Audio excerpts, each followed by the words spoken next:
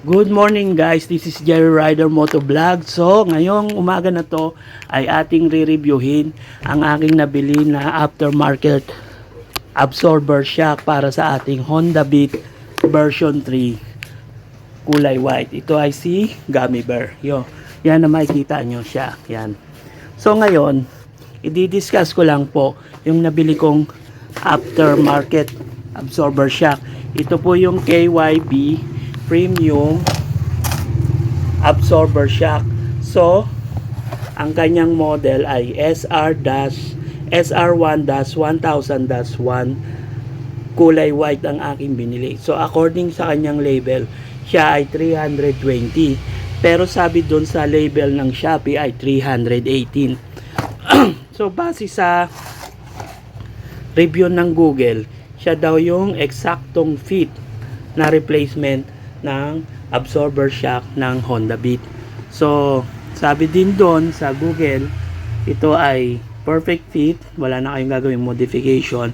Hindi rin daw siya tatama sa airbox tulad ng ibang mga sukat na 320. So, ito po yung akin top box bracket. Tinanggal ko muna po siya sa Honda Beat para madaling maikabit ng motor shock. Siya nga pala, nagpunta ako kahapon sa may Bukawe, Bulacan kay JL Beltran Motor Shop. Punta lang po kayo doon sa mga gusto magpagawa ng mga underbone, mga big bike. Siya po gumagawa ng mga NK400 and other big CCs na motorcycle. Lahat po yon na electrical, mechanical. Mag-PM na lang po kayo sa kanya kay JL Beltran. Ilalagay ko na lang po dito sa screen yung kanyang page and FB. Kontakin nyo na lang po siya sa inyong mga concern. So ngayon, in-install na nga po namin yung KYB dito kay Honda Beat. So eto na po ang itsura niya. Kung makikita nyo, ayan po. Eksaktong fit nga naman siya. Hindi na siya minodify. So malayo rin po siya dito sa airbox kung makikita ninyo. So yung kanyang talbog ay okay naman sa ngayon. Ako lang kasi mag-isa yung nag-drive kahapon pa uwi. So ang sinasabi nilang exact fit daw sa Honda Beat ay medyo hindi masyadong 100% perfect. Kasi kung makikita nyo kahapon, yung in-install siya, naglagay pa kami ng dalawang washer dun sa kanyang eye bolt. Kasi medyo malayo po yung kanyang eye bolt. Bubuksan ko po itong Honda Beat. Ito po kasi yung stock na Honda Beat shock. So kung makikita nyo po, ang minodify po namin ni Sir Larry kahapon ay ito pong eye bolt niya. So yung eye bolt niya po is ito, malaki. So dun po sa KYB, tinanggal po yung pinaka bushing nito para ganyan.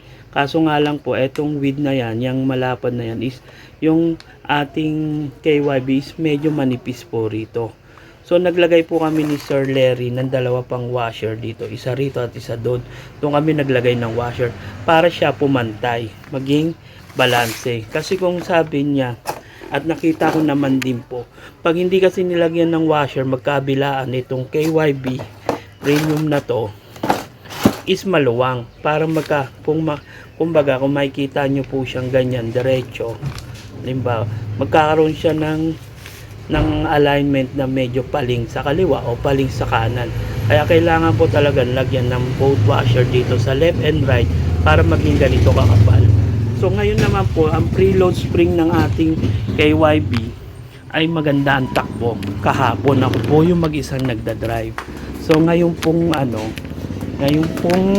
halimbawa, kung magkakaroon ako ng angkas, hindi ko alam kung tatama pa tong gulong sa katong ilalim fender dito sa ilalagay kong tapalodo. Ito kasi nilagay ko, tinanggal ko muna to mga ka-riders.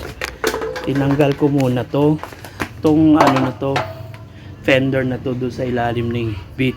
Kasi itong original na shock ng Honda Beat ay parang tumatama to sa ilalim. Maririnig mo yung kanyang tak tak tak or puk. Kasi itong ang fender na to na extension dun sa rear ay tumatama sa ilalim ng Honda Beat. So ngayon, nagpataas ako nito. Hindi ko alam kung anong original nito ng sukat. Pero sabi nila nasa 315 or 300 lang. So kung uplift kayo ng KYB nga, ito kung kiniklaim na 318 to. Pero nandito sa sukat is 320. So may allowance na siya. Itatry ko po, babalikan ko po uli ng bagong update info kung yung napalitan kong KYB na shock ay kung tatama pa tong fender extension na to na nilagay ko. So hanggang dito na lang, babalikan ko kayo pag in-install ko na ulito at nag-ride ako na nakaangkas yung anak ko. So this is for initial interview. Pag nakabit na, babalikan ko po yung review. This is Jerry Rider. Ride safe, always keep on riding. Please subscribe, follow, and share our YouTube video, our Facebook, and follow our Equinox's motorcycle para sa mga nangangailangan ng NK 400 parts. Again, this is Jerry Rider Motovlog. Ride safe always. Bye-bye.